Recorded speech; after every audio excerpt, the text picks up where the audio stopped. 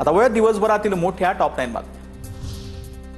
नवी मुंबईतील मतदार यादीत 76,000 मतदारांची नावं दोनदा असल्याचा काँग्रेसचा आरोप। महापालिका निवडणुकांच्या पार्श्वभूमीवर दुबार मतदारांची नावं वगळण्याची मागणी।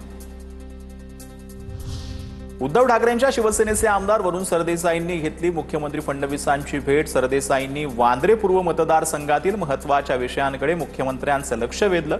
संरक्षण खात्याच्या जमिनीवरील रखडलेलं पुनर्वसन, भारतनगर येथील पुनर्वसनावरती चर्चा।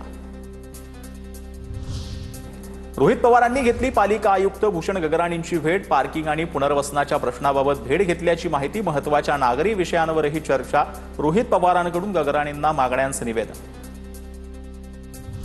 कृषी मंत्री भरणेंचं पर्यावरण मंत्री पंकजा मुंडेंना पत्र। कृत्रिम फुलांच्या वापराला कायदेशीर प्रतिबंध घालण्याची मागणी। कृत्रिम फुलांच्या वापरामुळे फुलशेती धोक्यात, शेतकऱ्यांचं नुकसान।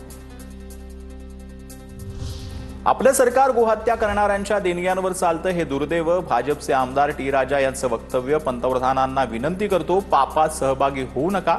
टी राजा यांची प्रतिक्रिया।